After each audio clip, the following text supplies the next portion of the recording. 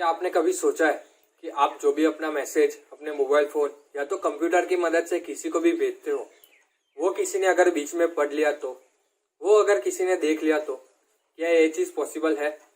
अगर हाँ तो कैसे? अगर नहीं तो ऐसी कौन सी तकनीक है, ऐसी कौन सी टेक्नोलॉजी है जो इस चीज़ को रोकती है और आपका जो भी मैसेज है उसको प्राइवेट रखती है? क्या आप इसके बारे में जानते हो? नहीं जानते? कोई बात नहीं। मैं हूं आपका दोस्त अर्थ पटेल। आप सभी का बहुत बहुत स्वागत करता हूं मेरे इस चैनल टेक्निकल ज्ञान विद एपी में। आज हम इसी टॉपिक के ऊपर बात करने वाले हैं कि जो भी हमारा मोबाइल फोन या तो कंप्यूटर है उसकी जो भी इनक्रप्टेड लैंग्वेज है वो क्या होती है और वो कैसे काम करती है। तो चलिए दोस्तों, ज्यादा बातें ना करते हुए इस वीडियो को फटाफट से शुरू करते हैं। तो चलिए दोस्तों, जानते हैं।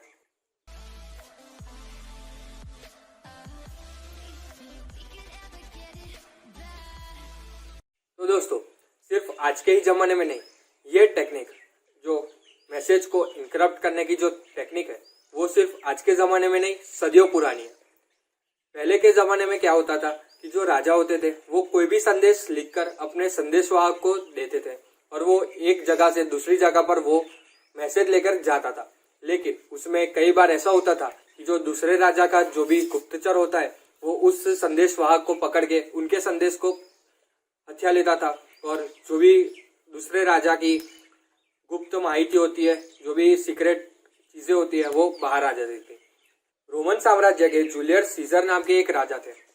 उन्होंने क्या किया, उन्होंने एक इंक्रिप्शन टेक्निक का इजाद किया। उस टेक्निक में वो क्या करते थे कि वो जो भी संदेश भेजते थे उसमें हर एक शब्द का पहले 3 अल्फाबेट और आखिरी 3 अल्फाबेट को अंदर अंदर चेंज कर देते थे। उससे क्या होता था कि जो मैसेज को पाता है, मतलब जिसके लिए वो मैसेज भेजते थे, सिर्फ उसको ही पता होता था कि ये टेक्निक क्या है और उसको ही वो मैसेज समझ में आता था। इसलिए इस तरीके से वो उस जमाने में पहले राजा थे जिन्होंने इस टेक्निक का इजाद किया था, इस टेक्निक को डेवलप किया था। आप कभी भी अपने कंप्यूटर या तो फिर अपने मोबाइल पे कोई भी ब्राउजर के ऊपर आप सर्फिंग कर रहे होते हैं तो आपने देखा होगा कि ऊपर साइड के ऊपर एक लॉक का आइकन होता है और उसके ऊपर सिक्योर लिखा हुआ होता है और वो ग्रीन कलर में हाईलाइटेड होता है। उसका मतलब यह है दोस्तों कि वो जो भी वेबसाइट है या तो वो जो भी साइट है वो एकदम इनक्रप्टेड है। उससे आप जो भी डेटा सर्च करते हो, जो भी डेटा भेजते हो या तो डाउनलोड करते हो, वो एकदम इनक्रप्टेड होता है। यानी कि वो डेटा किसी और को, मतलब कोई भी हैकर है, उसको समझ में नहीं आता है और उसको हैक करने में बहुत सारा टाइम लग जाता है। तो दोस्तों, इस टेक्निक को क्रिप्टोग्राफी बोला जाता है। इसमें क्या होता है कि एक तरफ सेंडर होता है और एक तरफ रिसीवर होता है। सेंडर के पास अपनी खुद की एक पब्लिक की होती है एंड जो रिसीवर होता है उसके पास एक प्राइवेट की होती है। जब कोई भी इंसान, कोई भी व्यक्ति किसी भी वेबसाइट की मदद से या किसी भी तरीके से कोई मैसेज किसी रिसीवर को भेजता है तब वो एक लॉक हो जाती है। यानी कि हम बोल सकते हैं कि हम अपने मैसेज को एक चाबी से लॉक कर देते हैं एंड बाद में उस मैसेज को भेजते हैं। जब वो मैसेज किसी रिसीवर के पास पहुंचता है तब उसके पास अपनी एक प्राइवेट की होती है। वो क्या करता है कि उस की मदद से उस ताले को, उस लॉक को खोलता है एंड देन वो उस मैसेज को रीड कर सकता है, उस मैसेज को समझ सकता है।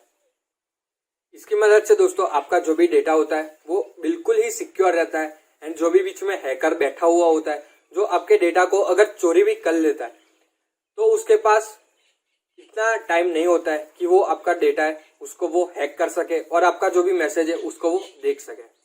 दोस्तों, इस टेक्निक यानी कि इंक्रिप्शन टेक्निक का इस्तेमाल सबसे पहले जर्मन आर्मी ने वर्ल्ड वॉर 2 के दरमियान किया था। उस समय में वो जो भी इलेक्ट्रॉनिक संदेश भेजते थे वो उसको इनक्रप्ट कर देते थे ताकि जो दूसरी देश है, दूसरी सेनाएं है, उनको वो मैसेज का पता ना चल सके। इस टेक्निक के लिए उन्होंने जिस मशीन का इस्तेमाल किया था उसको उन्होंने एनिग्मा नाम दिया था। इसमें क्या होता था कि वो जो भी डेटा होता है, जो भी संदेश होता है, उसको इनक्रप्ट कर देते थे एंड फिर वो भेजते थे ताकि और किसी को भी इसके बारे में पता ना चले। लेकिन ब्रिटिश इंटेलिजेंस सर्विसेज ने इसके बारे में पता लगा दिया और उन्होंने उसका तोड़ निकाल दिया, जिसकी मदद से क्या होता है दोस्तों कि वो सारे संदेश जो होते हैं वो ब्रिटिश को पता चल जाते हैं कि जर्मन है वो क्या क्या चीजें भेज रही है। उसकी मदद से जर्मन आर्मी को वर्ल्ड वॉर 2 में हार का सामना करना पड़ता है। इस मशीन एनिग्मा की मदद से जो भी इनक्रप्टेड मैसेजेस भेजे जाते थे, उसके लिए जो एक सिस्टम तैयार की गई थी उसको ही वर्ल्ड का सबसे पहला कंप्यूटर के अंदर बनाया गया प्रोटोटाइप बोला जाता है। तो दोस्तों अगर हम कोई एक और केस देखते हैं तो उसमें American intelligence FBI and Apple company, इन दोनों के बीच में भी कई बार तकरार हुई है। जब FBI सबसे बड़े आतंकवादी जो मास किलर था सईद फारूक, उसको पकड़ने गए थे लेकिन वो मर गया था। लेकिन उसके बाद जब उसका आईफोन FBI के हाथों लग गया तब उन्होंने एप्पल कंपनी से रिक्वेस्ट करी कि वो अपना जो आईफोन है उसको खोलने में मदद करे और उसको खोलने के लिए जो मास्टर की है वो FBI को दे दे।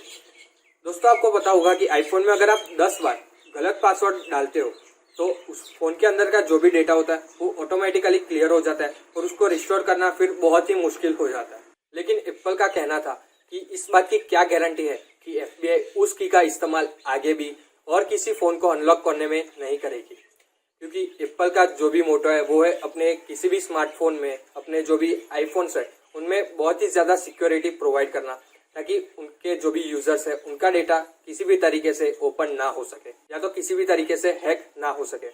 FBI का कहना था कि अगर एप्पल इतनी सिक्योरिटी अपने आईफोन्स में, अपने मोबाइल फोन्स में प्रोवाइड ना करे तो कई सारी गलत होने वाले कामों की भी जानकारी पहले से हमें उनको मिल सकती थी। इसलिए आपने देखा होगा कि जो बहुत सारे लोग होंगे जो गलत काम करते हैं वो ज्यादा से ज्यादा आईफोन या तो किसी एप्पल प्रोडक्ट का ही इस्तेमाल करते होंगे। अभी हमने देखा है कि जो भी इंक्रिप्शन टेक्निक है, क्या वो डिक्रिप्ट कोई भी हैकर कर सकता है?